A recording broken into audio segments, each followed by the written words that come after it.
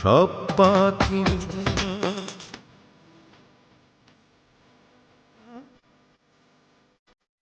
বয়সের ছাপ পড়লে মনির খানের এই গানের মতোই যেন প্রবীণদের চোখে ভেসে ওঠে যৌবনের স্মৃতি।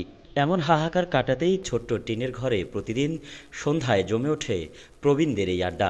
কেউ গান গাইছেন, কেউ স্মৃতিচারণ করছেন, আবার কেউ ভাগাভাগি করছেন জীবনের গল্প। এই চিত্র গাইবান্ধার সুন্দরগঞ্জ উপজেলার চৈতন্য বাজারের। বয়স বাড়ায় কমেছে ব্যস্ততা, কিন্তু কমেনি গল্প করার ইচ্ছা। একাকিত্ব কাটিয়ে জীবনের শেষ বেলাটাকে আনন্দে ভরিয়ে তুলতে গড়ে উঠেছে প্রবীণদের এই সংগঠন বেলা শেষের যাত্রী। ২০১৯ সালে বিআরডিবির অবসরপ্রাপ্ত কর্মকর্তা বিনয় কৃষ্ণ মণ্ডল ও তার ৫ বন্ধু মিলে যাত্রা শুরু হওয়া সংগঠনটিতে এখন সদস্য সংখ্যা প্রায় ৪০ জনেরও বেশি। আমাদের তো কথা বলার জায়গা নেই, আমাদের কথা কেউ এখন শুনতে চায় না, এবং আমরাও তাদের সামনে কিছু বলতে পারি না, কারণ হলো তারা আমাদের কথা এখন আর গুরুত্ব দেয় না। এমনকি এটা পারিবারিক ক্ষেত্রে যেমন সত্য, তেমনি আবার এটা আমাদের সামাজিক ক্ষেত্রেও সত্য।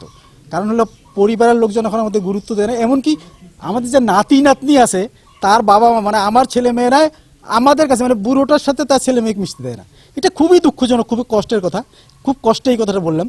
তারপরে তো আমাদের বেঁচে থাকতে হবে, আমাদের একটা সঙ্গী সাথীর দরকার, আমাদের মনে ভাব ব্যক্ত করার, আলাপ আলোচনা গল্প করার একটা সময় কাটাবার একটা জায়গা দরকার। সেই জন্যই মূলত আমরা এই ক্লাবটা গঠন করেছি। ছেলে পেলে কেউ কাছে থাকে না, সবাই যার যার মতো যাত্রা নিয়ে ব্যস্ত। আমরা স্বামী স্ত্রী দুইজনে গ্রামে আসিয়ে খুব নাজেহাল হয়েছিলাম, যে কোথাও মন খুলে দুটো কথাও বলতে পারিনি। বলতে গেলেই বিভিন্ন রকম ব্যঙ্গ করতো। শেষে আমার এই বন্ধু হঠাৎ দেখা হলো একদিন, তো বললো যে এরকম আমরা ক্লাব করতেছি, তুমি আসো। তারপরে আমার ওই বিএস চাচাও বললো যে এখানে সময় নষ্ট করো না, আসো আমাদের সঙ্গে বসো, তোমার মন ভালো হবে, সব কিছু পরিবর্তন হবে। তারপরের থেকে আমি এই সংগঠনে আসি জয়েন করছি। সঙ্গে সমাজে আমরা খাপ খাইতে পারি না, সব এখন ইয়াং জেনারেশন, তাদের সঙ্গে আমাদের তেমন একটা মত বিনিময় করা যায় না। আমরা চিন্তা ভাবনা করি কিছু অবসরপ্রাপ্ত লোক নিয়ে আমরা একটা সংগঠন করি। আমরা একটা সংগঠন করছি, এটা অনেক দিন থেকে চলছে। এটা একটা অরাজনৈতিক সংগঠন, এখানে কোনো রাজনীতি করার ধার ধারি না। আমরা আমাদের সমস্যাগুলো নিয়ে পরস্পরের সাথে কথাবার্তা বলি। তা আমাদের সবচেয়ে বড় কথা, আমরা সবচেয়ে ভুগতেছি, আমাদের একটা নির্ধারিত একটা ঘর নাই, অন্যের ঘরে আছি। তা একটা যদি আপনাদের পক্ষ থেকেই এই জিনিসটা তুলে ধরেন, আমাদের বিশেষ করে একটা ঘরের দরকার। এই দলের সবচেয়ে কম বয়সী সদস্য ৬০ শিক্ষক, চিকিৎসক, কৃষি কর্মকর্তা ও অবসরপ্রাপ্ত বিভিন্ন পেশাজীবীরা এখানে নিয়মিত মিলিত হন।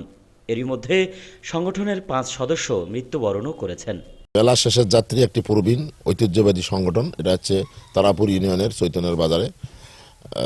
এটা স্থাপিত 1919 সালে, 2019 সালে। আমার জানা মতে এখানে যারা চাকরি থাকি, যারা রিটায়ার্ড করে বা বিভিন্ন বয়স্কের মানুষ, তারা বিভিন্ন খাকে বাজারে চলতে ফিরতে গেলে তাদের সাথে অ্যাডজাস্ট হয় না। যার জন্য তারা সবাই যারা প্রবীণ, তারা এক জায়গায় বসলে তাদের মধ্যে একটা আন্তরিকতা গড়ে ওঠে। আর যখনই মানুষ প্রবীণ হয়, তখন তো আবার আপনার ওই যে ছোটো বাচ্চা হ্যান তার সামনে চলাফেরা করা অ্যাডজাস্ট হয় না, যার চলতে ফিরতে সমস্যা হয়। যার জন্য এরা সংগঠন করছে, এটা অত্যন্ত ভালো সংগঠন। প্রবীণদের ভাষায় জীবনের শেষ বেলাতেও তারা থাকতে চান একসঙ্গে, হাসতে চান, গল্প করতে চান। আর সেই স্বপ্ন নিয়েই এগিয়ে চলেছে বেলা শেষের যাত্রী। AKM Suman, RNB news.